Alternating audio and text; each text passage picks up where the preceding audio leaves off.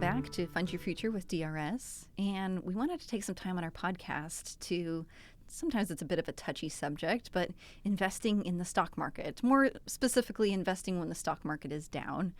And while we can't give specific advice, we think it's a worthy topic of conversation. And before we get started, we wanted to remind our listeners that if you do have a pension, your money is safe and being taken care of. But, you know, if you do have stocks, personal stocks, it can be kind of frustrating to check in on it and see that it's been going down for the last couple of months. Yeah, I feel like when I'm in meetings with colleagues, it's a topic of conversation more often than I feel like it should be. Like what'd the market do today? What'd the market do last week? Looking at like, oh, I put in this amount of money and there's actually less than what I put in. And I think one of the things I was excited about for this episode was just oftentimes when those conversations come up, I am reminded of a quote from Warren Buffett, the world famous investor, person worth billions and billions of dollars, has made a living investing. But his quote is, "I've always felt that investing is like a bar of soap. The more you handle it, the smaller it gets." It just reminds me always that it's superhuman nature to feel like you need to do something. You need to take action. Like, I feel uncomfortable. I don't like the way this is going. I need to do something. Yes. And I think when people are looking at their investments and they get that uncomfortable feeling because they see it going down, there's like, I need to take some action. And, you know, there's been lots and lots of studies that show people who are more frequently trading within their accounts have worse performance. People don't like to hear that. It's really important to think about, like, am I making these decisions out of fear? What's my long-term plan? Yeah. And am I sticking to my long-term plan even in times of distress? And that's hard. It's super hard. Yeah. In some ways, what I always want to say to people is just don't look, or don't look so frequently. Like, Yes. what are you really gaining out of checking your account every day? Like, Yeah, it might depend on if you're trading a specific stock that you're tracking, but if you're investing in something like index funds or ETFs, it's probably better just to not look. you know, there are lots of different ways to think about it or kind of help reverse the psychology for folk. When the market is down, you're actually buying things on sale. Yes, I love this analogy. Yeah, it's like, If your stock is normally at $100, then the market's down. Now it's at $90. You're like, great, I'm going to buy more shares knowing that it's going to go back up. I'm getting this on sale. This seems, you know, like you said, it's a psychology of like getting yourself into that mindset of you're buying something on sale when it's low. yeah, for sure. And I think for a lot of us who have regular deductions coming out of our check, we're every 2 weeks or twice a month or once a month, however often we're getting paid, we are purchasing investments. We're having money go into our deferred comp account or our Plan 3 account or our Roth IRA or whatever accounts we have set up. Over time, when the market is down, yeah, we're buying more shares. It is one of the few scenarios where people kind of stress out about buying things that are on sale. Mm-hmm. And so I think it can be helpful to keep that in mind of just I'm purchasing more shares. Yeah, I'm buying this at a lower cost. Yeah. And you're, you know, feeling confident that that's going to work out in the long run, that the stock market is going to go up. And that is the thing about the stock market, is that it goes up and down. It definitely makes people feel uncomfortable. And I think the other thing that can be really helpful to keep in mind, to your point about the market going up and down, is like reminding yourself of when do you actually need this money? Yes. And I think it's really easy when you're in your 20s and 30s and 40s, like we are, not to pay as much attention. It's just like I'm just socking that money away, and in 20 or 30 or 40 years when I actually need the money, I'm going to assume that there's going to be some growth in that. And I think it's much more stressful for people who are in their 60s or 70s or 80s when they see that number go down. Yeah. And it's like, I'm actually gonna take some of that out. But even if you're in your 60s and 70s, you know, hopefully you live into your 80s or 90s or 100s, and you might not need that money anytime soon. Yeah, or you could just take out like a really small percentage. Yes, I think that's exactly right. I think that's the thing to keep in mind. Like maybe I'm going to need $10,000 next year. And so I'm going to set that money into an investment that's very safe. Yeah. And I'm going to feel comfortable knowing that that money's there and available when I need it. And it gives me the peace of mind that if the rest of the account is going up or down, I know I've got time with that money, that time becomes my friend and I can ignore it a little bit more or a little bit more easily. Yes, I think definitely long term is the theme here. Not for money that you're going to go use for a vacation for next year. It's that long term strategy goals. Yeah, and I think that sometimes is hard to figure out, what do I need today, tomorrow, next week, next year, especially when you're transitioning from active work to retirement. Yeah. Like I'm used to having this set paycheck every month or every 2 weeks, and now I don't know exactly what my expenses are going to be. And this goes back to previous episodes where we've talked about budgeting and kind of setting up income and expense tables, getting a better sense of, I'm going to need $30,000 over the next 12 months or whatever, because I have these set expenses, and so I can set that money aside and feel like it's safe. Yeah. I think you heard this a lot during the Great Recession, 2007, 8, 9, where people saw their life savings go down by 30% or 40% and in 50% in some cases. And it felt really scary for folks who were really close to retirement. But then if you look at those accounts 3 or 4 or 5 years later, they're back in similar kind of, not maybe all the way to their highs, but a lot of it has recovered.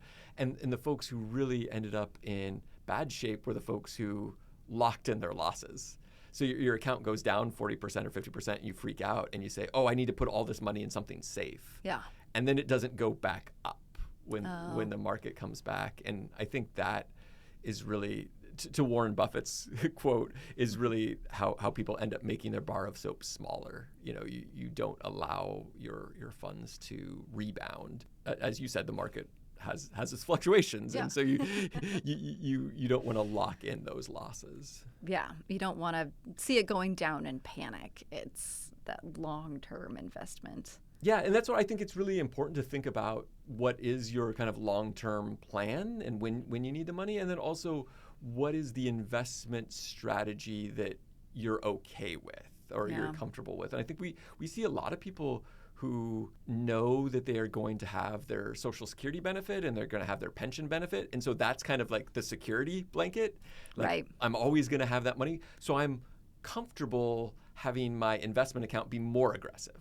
And so, so if it goes down 50% because of some horrible change in the market, I'm okay with that because I know I've got this base amount of money available to me. I think other folks who have less in their Social Security or less in their pension might feel a little bit more conservative about their own investments, realizing that as I approach retirement, I'm going to need that money more quickly, or more of it. So they might invest in things that are less volatile.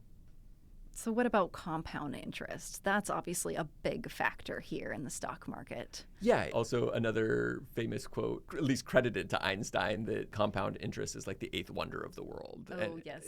That it is a fascinating topic, and oftentimes the thing that kind of blows people's mind when they start to think about investing. And one of the ways you can think about it, how long is it going to take for my money to double? Think about this when the market is going down. It's going to come back at some point, and if I wait long enough, time is really my friend. And so even if it's down now, let's say it's going to double in 8 to 10 years. And I was just going to go on the more I've heard 7. Yeah. If you're, depending on how conservative or aggressive you are with your investments, that number can vary. And that's why I usually choose 10 just for easy math. Okay. It's just, okay, I know 10 years from now, if I go from 50,000, it'll be 100,000. And another 10 years, it's 200,000. Then it's 400, and then 800. You start to think like farther out, especially if you're in your 20s, 30s, 40s, that if you live to be 100, you're talking about, 6 doublings or 7 doublings. That's a lot of momentum that can be on your side to think about that time of compounding. Once again, folks who are still in their closer to retirement age, their 60s and 70s, if you're not drawing on it immediately, still might double one more time before you even need to take out the money if you're in your 50s or 60s. And I think that's where stepping back from the immediate stress or anxiety of seeing the market go down and think about like, okay, where can I expect this to be or hope that it'll be in 10 years from now? Again, it's really just looking at that time element and saying, hey, I'm in this for the long haul, especially for that compound interest, that it's going to probably won't get that much compound interest over 5 years, but like we said, over 10, 20, 30 years, you're really looking at a good amount. Yeah, and I think maybe that's where it can be helpful for people to step back, if you're feeling stressed about it. Go run your portfolio through a compound interest calculator. Oh, that's great. Like, what is this going to look like in 10 or 20 or 30 years? And remind yourself why you are investing. Yes. And you're setting this money aside now to give yourself more opportunity and options in the future. Absolutely. Yeah, I think that's really what it comes down to. I know people get frustrated, like the last year we've had, where there was people who were brand new to employment and they were putting money into their deferred comp or their Plan 3 account, and they were seeing it go down month after month. Some accounts where folks, they worked for a short period of time and they ended up taking their money out of their account and they ended up with less money in their account than they had put in. Oh, no. Right. And so that feels frustrating. Yeah. But once again, they didn't have the opportunity or the advantage of decades. Yes. And that can be, I think, it can feel like a loss. One of the things I try to also remind myself is like, what else would I have used that money for?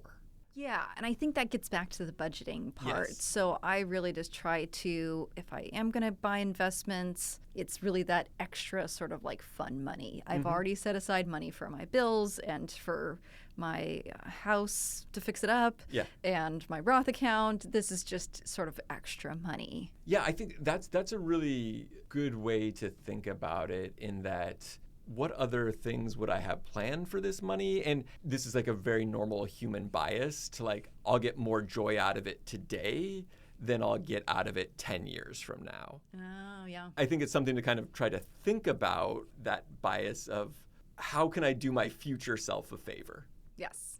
My future self will be very happy with me now, but also what am I planning on doing with that in 10 or 20 years from now? Am I hoping to travel more? Am I hoping to retire early? Am I hoping to be able to help out my grandkids? Like whatever those future motivating factors are can be really helpful. Well, maybe I'm not going to put as much money in right now because I want to do some of those things now.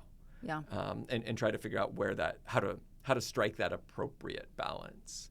Exactly. Yeah. Just being able to say, hey, I'm going to set this amount of money inside. I'm going to invest it for my future self. And so that I have those options. And this has been a running theme through a lot of our podcast episodes is thinking about those options and making sure that you have more of that flexibility. One of the things we talk about a lot with the deferred compensation program is that ideally you're saving that money for retirement, but in a lot of ways it can also function as a transition or a bridge, or like I've stopped working, I get laid off.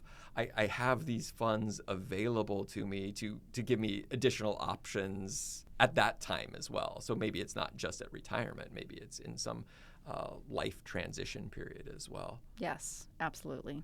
Another thing I've been talking with my colleagues about, there's always good times coming ahead, but there's also always bad times coming ahead. I always come back to, I don't know if you were a Game of Thrones fan, but the winter is coming. Like you don't know when it's coming, but it's, I think, kind of similarly for the stock market, a recession is coming. We don't know when you'll see these dips in the market, but they're happening, and trying to help yourself be mentally prepared for them is really helpful. So if that means, setting a rule for yourself that you're not going to rebalance your account except for once a year on your birthday or, whatever day you do those sorts of things, helping kind of set up like what's that game plan when things are calm and you're not feeling stressed can be really helpful. Maybe I'm a little bit odd in that I set a lot of rules for myself, just in general, like life rules that help me try to live what my values are or make the best decisions in a future moment by setting those rules up when I have more clear thinking. So, Oh, that's great. yeah, the one that popped in my head, maybe not totally relevant, but like I have a rule that I don't take out money from an ATM in a casino. Oh, no. Well, that's probably a pretty good rule. Yeah, I like to gamble occasionally. Like that seems like a fun thing to do, but I go in with a plan. Like that's Yeah. a strategy. And I feel like it's similarly with investing. It's like, what is my plan? I'm going to invest in the target date fund that is appropriate for my age. That's my investment strategy. Or I'm going to spread my money across these 3 funds. Yeah. And that's my strategy now, and I'm going to continue and maybe only reevaluate that once a year on a specific date, not when I'm feeling stressed or when I see the market go down. That is great advice. I'll tell you another rule that I use for myself, not related to investing, but I never use my online banking apps when I'm out in public, like Yeah. on a public Wi-Fi. I only access them when I'm at home on my own Wi-Fi. A good security measure for Yes. sure, and also probably a measure that helps you like not make rash decisions or panic like, oh, I need to buy this right now or I need to transfer money right now. Oftentimes, any rule that helps you slow down and stop and reflect can be really beneficial. And so you mentioned the compounding interest calculator. There's millions of those available online. Mm-hmm. Are there any sort of other tools that you would recommend for folks in terms of stock market? Obviously, there's a lot of them out there, and it depends on where you're investing. Yeah, no, it's a really good question. I think most folks, if you're using any sort of brokerage account or if you're investing through like the deferred compensation program or your Plan 3 account, Voya, our third-party record keeper, has a lot of calculators and tools that can kind of help assess what your risk tolerance is, which I think can be really helpful as people are thinking about, like, is my portfolio in a state that makes sense? Those calculators can also just be helpful in helping you think about what your own thinking is. Like, how would I feel if my investments dropped by 20% tomorrow?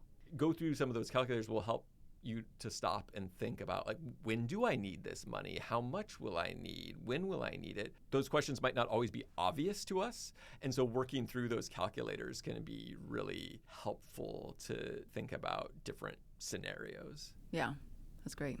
How often do you check your investment accounts, Jenny? I would say probably once a month. I keep like a little spreadsheet. So I've got like my Roth that I have through a Betterment account and then my DCP account and just general savings, kind of funded constant. You know, and if it goes down, I'm like, it's okay. It's Yeah. okay. Don't worry about it.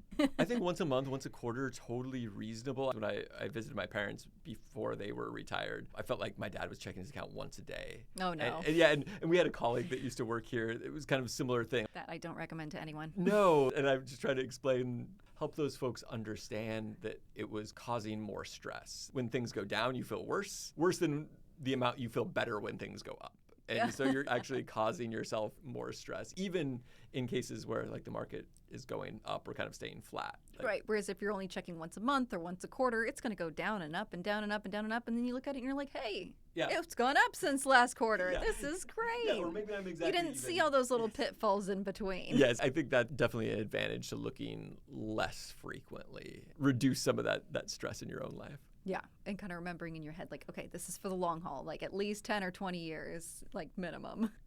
Yeah, well, thank you very much for the conversation. Yeah, thanks for chatting. Thanks for listening, and now we'd love to hear from you. What topics would you like to hear about? What questions do you have for us? Send an email to drs.podcasts@drs.wa.gov. That's drspodcasts@drs.wa.gov. The Department of Retirement Systems provides this podcast as a public service, but it's neither a legal interpretation nor a statement of DRS policy. References to any specific product or entity do not constitute an endorsement or recommendation. The views expressed by guests are their own, and their appearance on the program does not imply an endorsement of them or any entity they represent. Views and opinions expressed by DRS employees are those of the employees and do not necessarily reflect the view of DRS or any of its officials.